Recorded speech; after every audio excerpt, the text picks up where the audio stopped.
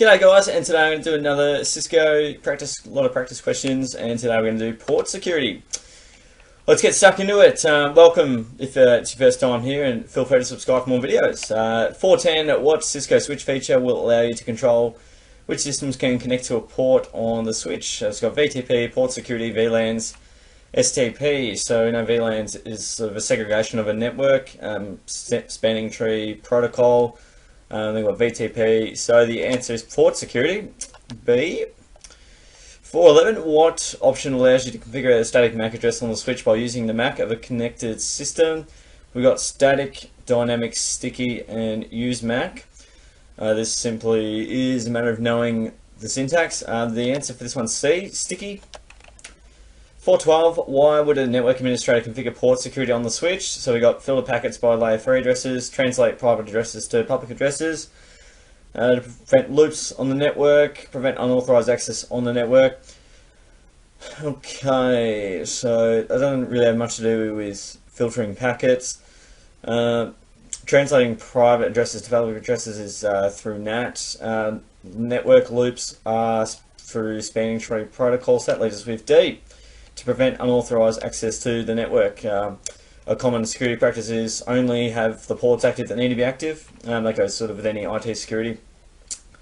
413, which of the following violation modes would block traffic not coming from the correct MAC address but allow traffic from the specified MAC address? So sort of like we were discussing before. Shut down, restrict, disable, disconnect. And again, this is sort of a syntax knowledge question and rote learning question. The answer is B, restrict.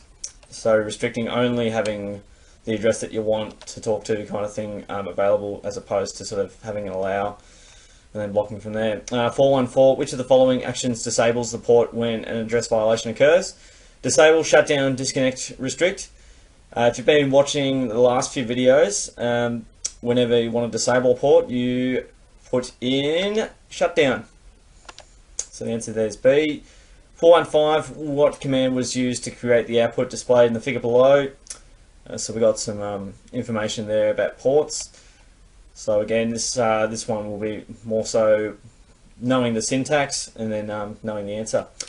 Show interface, yep, 6. Show port security interface 6. VLAN IP interface brief.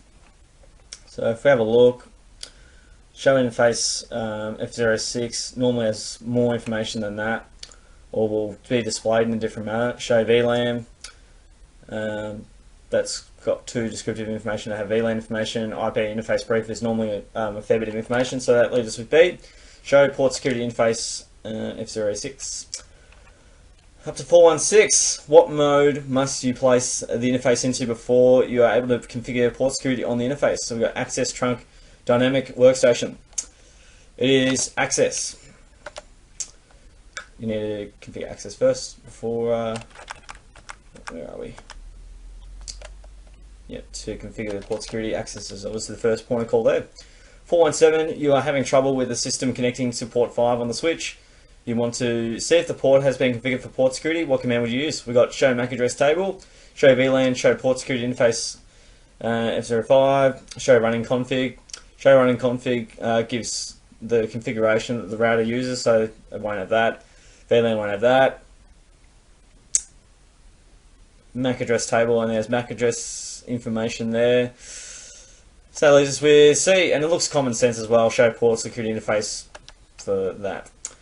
418, what command was used to create the output displayed in the figure below? We got show MAC address table, show port security address, show IP interface brief, show interface F08. So it looks like it could be potentially D, but it's not quite. It's not a MAC address table. It's not a brief of the IP information, so that leaves us with B, show port security address. And again, that sort of seems the command that would do what you'd expect it to do. 419, what are the 3 actions that you can configure when an address violation occurs? Select 3. We've got restrict, disable, shut down, disconnect, protect. It's kind of like the triads of security, just one of these ones to remember. So the answer is A, C, and E. Restrict, shut down, protect. RSP. So think of a little acronym there. That's it, guys. I hope you enjoyed the video and the questions, and hope it was nice and descriptive for you. Got my website there. Subscribe away, like the video if you enjoyed it. So I really appreciate you guys joining in with the journey, and appreciate your time. So have a great day. I'll see you guys in the next video.